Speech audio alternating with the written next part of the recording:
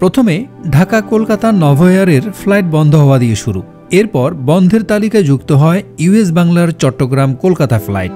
এদিকে বন্ধ না হলেও প্রায় বন্ধের পথে বিমানের চেন্নাই, দিল্লি ও কলকাতা রুটের ফ্লাইট। এয়ারলাইন্সগুলো বলছে, এভাবে চলতে থাকলে স্থায়ীভাবে ব্যবসা গুটিয়ে বিকল্প রুট খুঁজতে হবে তাদের।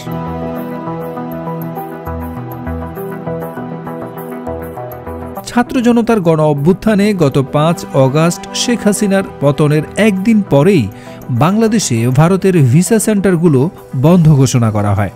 এর ঠিক ৪ দিন পর সেন্টারগুলো খুললেও বলা যায় এক প্রকার বন্ধই রয়েছে দুদেশের ভিসা কার্যক্রম।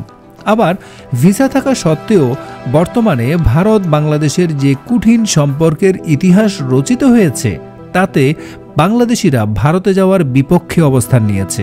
কারণ সবার আগে দেশ।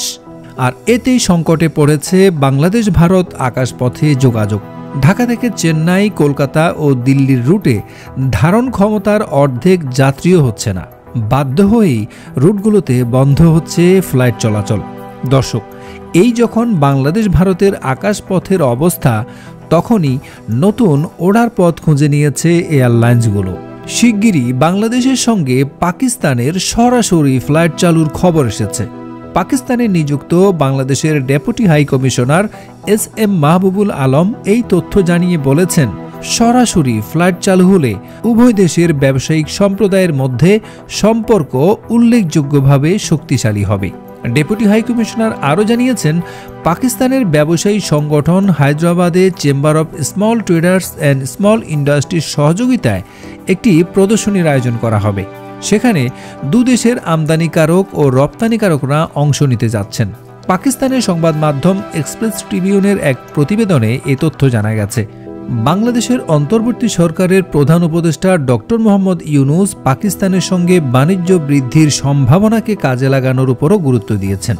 তিনি আরও জানান, বাংলাদেশের পণ্য ৮০টি দেশে রপ্তানি হচ্ছে এবং এতে বিলিয়ন ডলার আয় হচ্ছে। তবে পাকিস্তানের সঙ্গে শক্তিশালী বাণিজ্য সম্পর্কের মাধ্যমে আরও সম্প্রসারণের প্রয়োজনীয়তার কথা তিনি তুলে ধরেন। পাকিস্তান বাংলাদেশ সম্পর্ক ইতিহাস, সংস্কৃতি এবং বাণিজ্যের উপর ভিত্তি করে গড়ে উঠেছে বলেও জানান উপহাই কমিশনার।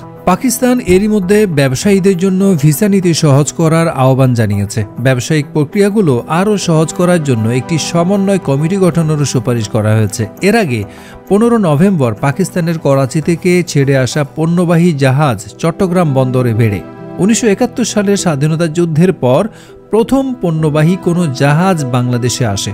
করাচির ওই জাহাজটি ৩০০টিরও বেশি কন্টেনার নিয়ে চট্টগ্রাম বন্দরে নোঙর করে। ব্রিটিশ সংবাদ মাধ্যম ইন্ডিপেন্ডেন্টের প্রতিবেদনে বলা হয়েছে, বাংলাদেশের বন্দরে পাকিস্তানি কার্গো জাহাজের নোঙর করার বিষয়টি ঐতিহাসিক পরিবর্তনের প্রতীক। এটি পাকিস্তান বাংলাদেশের ঐতিহ্যগত জটিল কূটনৈতিক সম্পর্কের উষ্ণতার নতুন দিগন্তের সূচনা করেছে।